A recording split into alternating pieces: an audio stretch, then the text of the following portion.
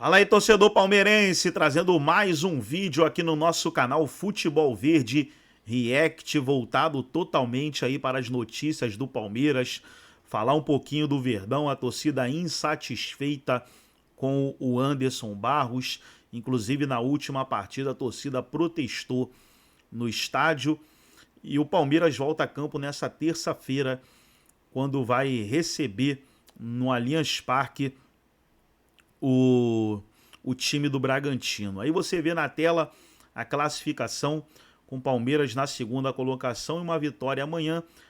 Palmeiras retoma a liderança. Nesse vídeo trazendo aí um corte onde os comentaristas debateram aí sobre o Verdão. Antes de soltar o vídeo, quero convidar você que ainda não é inscrito no nosso canal, se inscreva, ativa o sininho das notificações para você não perder nada. Tudo do Palmeiras, tudo do Verdão você encontra aqui no nosso canal Futebol Verde React. Vamos aí para o vídeo e no final do debate nós estaremos trazendo aqui um debate sobre a classificação. Treinador ali, Bulara, fala, não, eu vou para o meu último ano. Como assim? É isso mesmo? E quando o Abel fala isso, tem um pouco também de uma tática meio Mourinho ali, ele atira no outro lado para também não falar muito que o time perdeu? Certamente, né, que a fala do Abel é para tirar o foco de mais uma péssima atuação do Palmeiras com esse time 2 do Palmeiras, né, que ele dividiu, ele e a comissão técnica dividiram em grupo 1 e grupo 2 do Palmeiras para início do ano, e nessa divisão é muito clara a diferença, o porquê que o grupo 1 conquista pontos e o grupo 2 não, porque tem um menino chamado Estevão. Essa é a diferença básica, né, então assim, enquanto o Abel continuar com esse grupo 1 e grupo 2, o time que entrar em campo, provavelmente que vai entrar em campo amanhã contra o Red Bull Bragantino, vai ter chance de manter o 100% de aproveitamento. Se esse time 2 jogar contra o Guarani no final de semana, a chance de perder ponto é grande, né? Então houve uma diferença. Nessa divisão, eu penso que o Palmeiras perde um pouco porque quem potencializa ainda mais o jogo do Estevão é o Rafael Veiga, que ficou nesse segundo time. Estão separados, né, nesse momento. Estão separados, mas por outro lado tem o lateral que mais potencializa também pelo lado direito é o Rocha, e ele está com ele nesse momento, então ganha por aí também. No meio campo tem o Richard Rios, que começou muito bem a temporada, né, não só pelo gol da vitória contra o Santos, mas enquanto ele fizer essa mudança, vai ter essa oscilação do Palmeiras e o time 1 vai conquistar ponto e o time 2 vai tirar essa gordura do time 1. Né? Porque foi o time que empatou com o Noroeste numa partida muito ruim, foi o time que perdeu para o Novo Horizontino. O Palmeiras tem uma questão que é o ano novo, eficiência velha, que é o time que não consegue fazer gols. No primeiro tempo criou oportunidade para já ter conquistado uma vantagem. Fez apenas um gol no finalzinho com o Facundo, né? E depois acabou, né, numa infelicidade do Alan, que fez o pênalti, que foi muito bem, primeiro jogo dele como titular, né, e aí entra muito também aquela questão que a gente estava falando, o Palmeiras, que era um dos favoritos para a Copinha, no meio do caminho, perdeu 5 jogadores, né, que tem sido importante no profissional, porque o Thales já fez 2 gols da temporada, é o artilheiro ao lado do Maurício.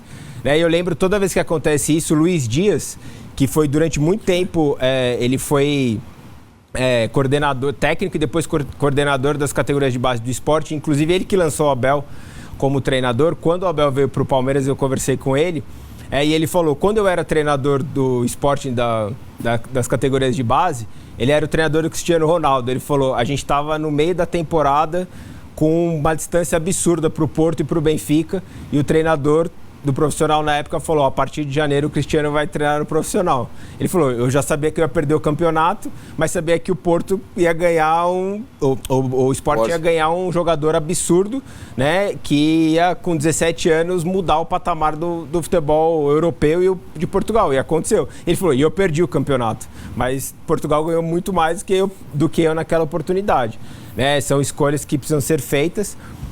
A primeira delas, falando em escolhas, o Palmeiras precisa urgentemente sair de Barueri.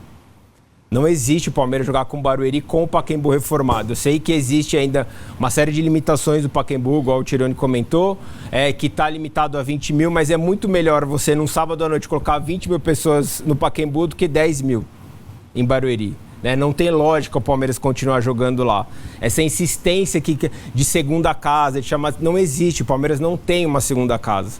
Né? Desde que o Allianz, que o Palmeiras voltou a jogar em casa, no Allianz, o Palmeiras saiu de casa em 49 oportunidades. Só perdeu 9.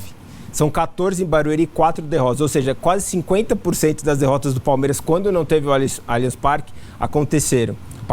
O Palmeiras jogou muito mais no Pacaembu, foram 26 jogos. Então, assim, a primeira oportunidade, não temos o Allianz Parque. O Palmeiras precisa pensar no Pacaembu primeiro, para depois ir para Barueri. Tem toda a questão com a Leila, tem toda a questão, mas assim, não existe o Palmeiras ter como primeira opção, tendo o Pacaembu disponível, que é um estádio que historicamente faz parte do Palmeiras também, assim como faz parte do Corinthians, do São Paulo, né, do Santos, né, que muitas vezes jogou aqui.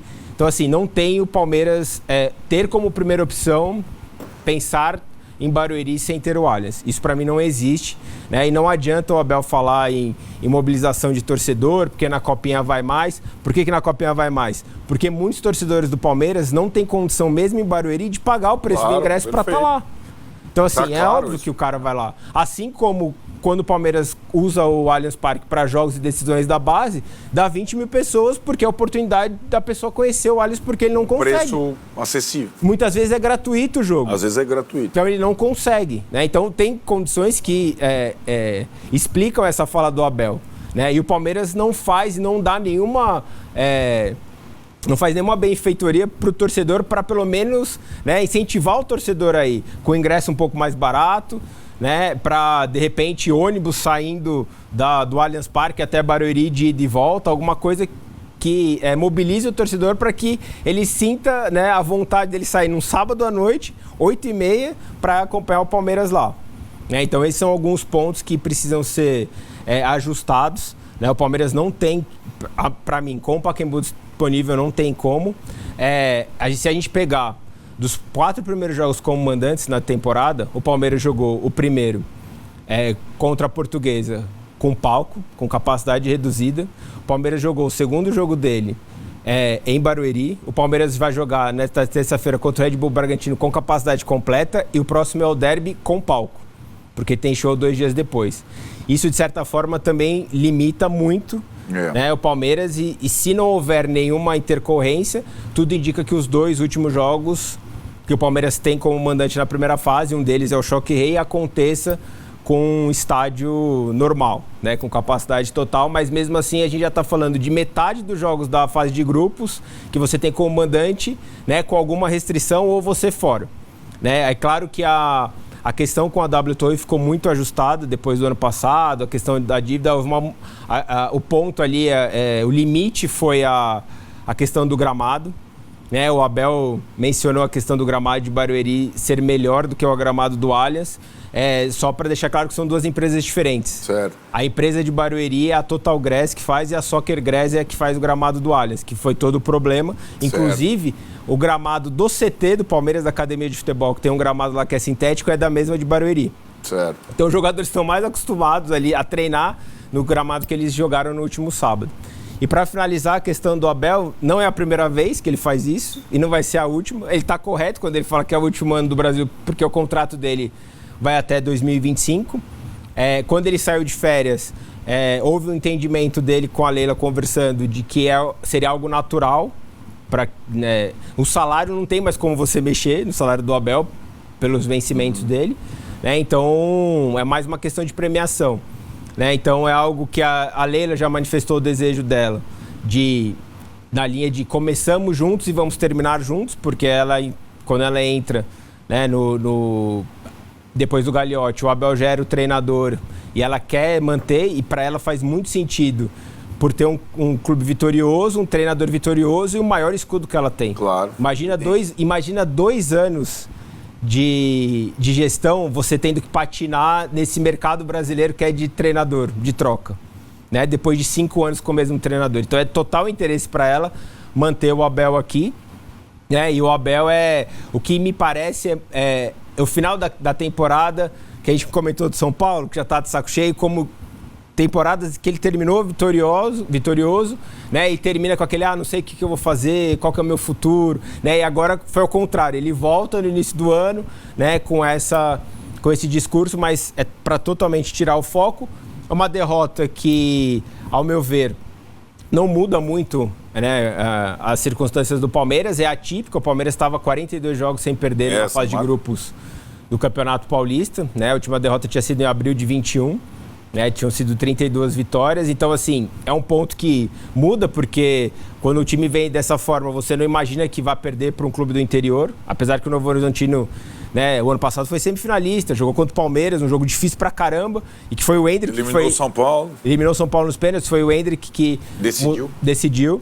E aí um ponto só que eu trago aqui, assim, é a questão de você ter o principal jogador do Brasil, que é o Estevão, que você sabe que você vai ter só mais 6 meses dele, e você insistir em deixá-lo fora.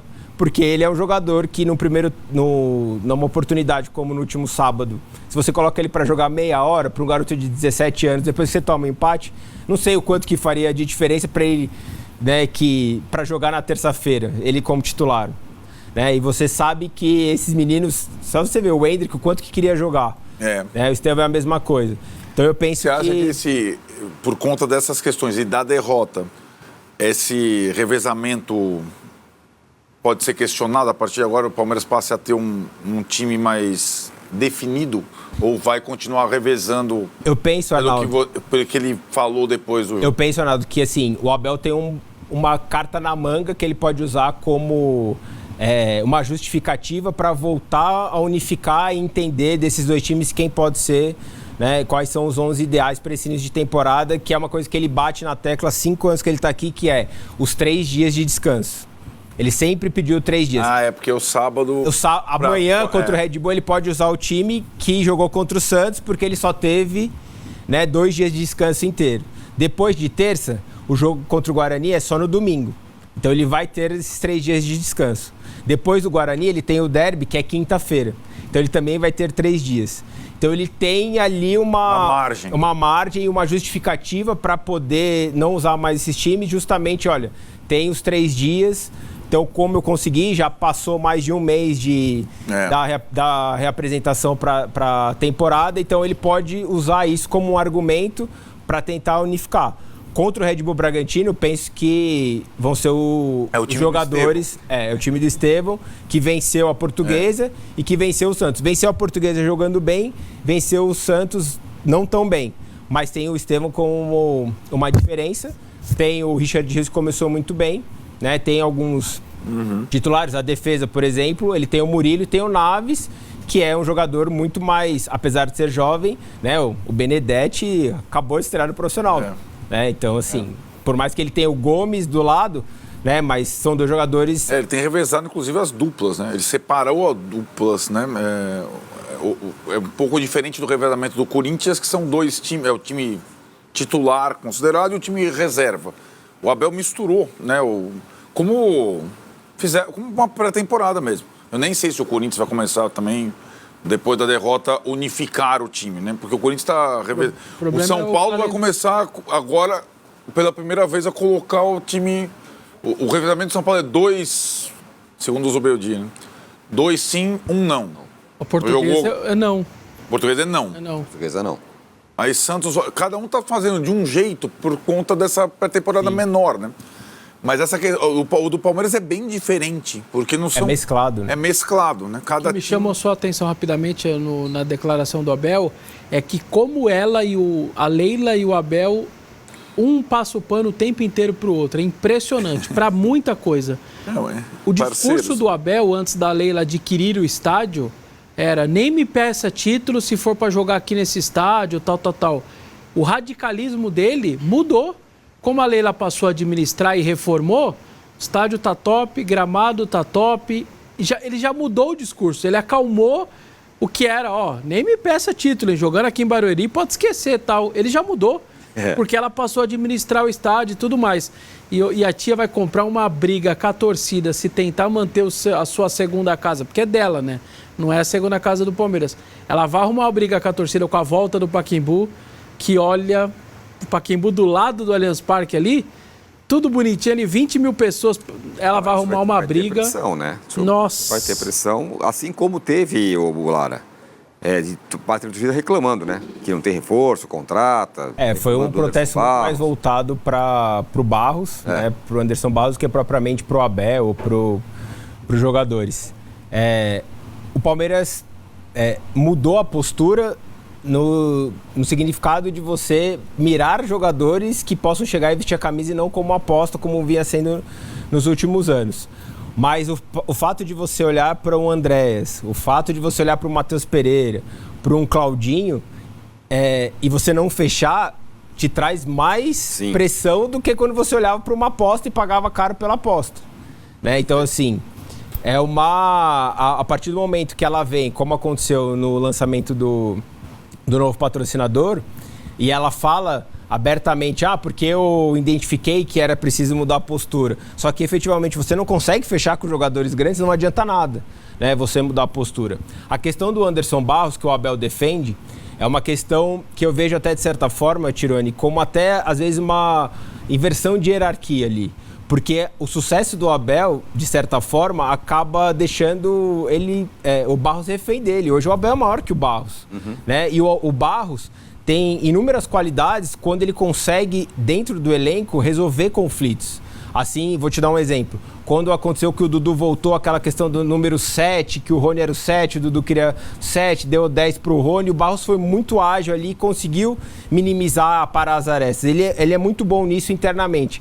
Mas o trabalho de um diretor de futebol não é só isso, ele tem que contratar. Tanto que hoje ele não está mais à frente disso, ele sabe de tudo que acontece, mas desde do Felipe Anderson no meio do ano passado, é o Léo Holanda que toma a frente dessas negociações, juntamente com empresários, que a gente sabe que são importantes aqui no Brasil, são empresários grandes, né? E eles estão à frente de negócios Palmeiras porque o Barros não consegue, né, lidar com essas transações grandes. Então, assim, é uma dificuldade que o Palmeiras tem. E também não fala muito, né? Não fala como responsável do futebol. Se comunica como torcedor. Isso é uma postura que ele sempre teve. Sempre teve. É uma característica dele. Aí a Leila fala bastante, o Abel fala bastante, e aí mas todo mundo associa... A tia dá uma queimada nele quando fala que ele não tinha um telefone, pediu um telefone e ele não tinha, lembra? De um empresário. Pô, como que o meu diretor de futebol... Eu consigo eu mesma, ela falou assim, não tem um telefone, lembra? Não sei qual era o jogador, ela falou isso no ano passado, né? Aí ela deu uma queimadinha nele ali também.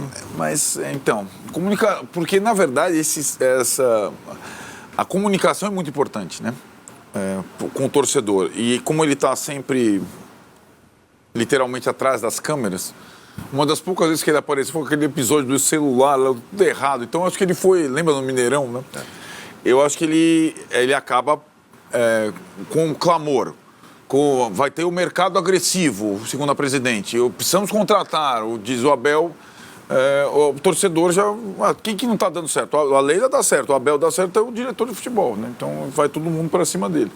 Agora, essa derrota, de alguma forma, preocupa por alguma coisa? Não, tirando o fato de que talvez seja mais difícil ser o principal, ter a melhor campanha. Talvez a disputa seja mais dura.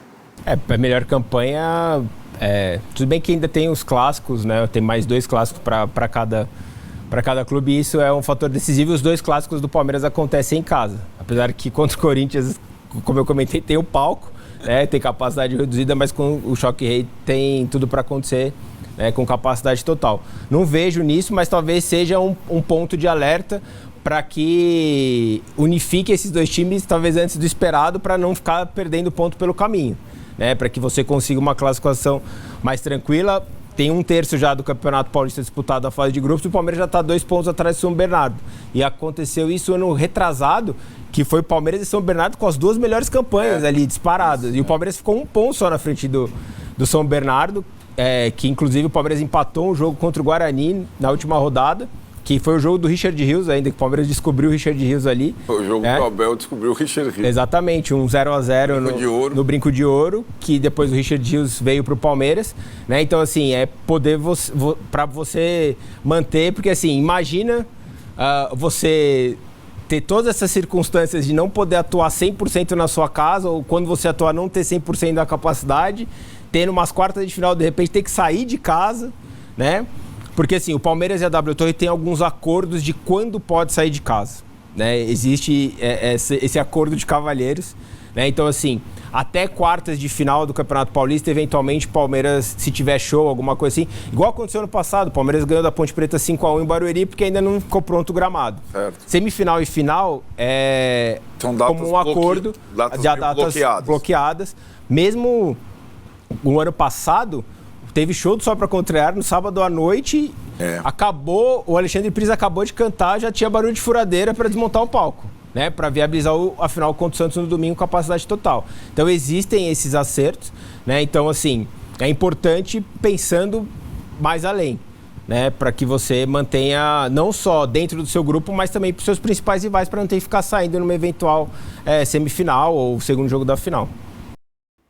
Então tá aí, pessoal, foi o vídeo do canal do YouTube Band Esportes, todos os créditos, direitos autorais e agradecimentos. Estarei deixando o link na descrição do vídeo, onde os comentaristas debateram aí o momento do Palmeiras. Mais uma vez aqui na tela, Palmeiras aí na segunda colocação com 7 pontos. São Bernardo tem 9, Ponte Preta 6 e Velo Clube 3 pontos. Aqui no grupo A temos o Mirassol com 9, Corinthians com 9. Grupo B, Guarani 7, Santos 4. Grupo C, São Paulo 7, Novo Horizontino 5. E no grupo D, o grupo do Palmeiras, São Bernardo 9, Palmeiras 7. Próxima rodada amanhã teremos Palmeiras e Bragantino, Novo Horizontino e Velo Clube.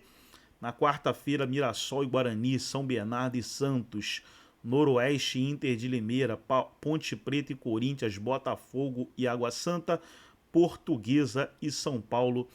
São os jogos aí dessa rodada de número 5 do Paulistão 2025.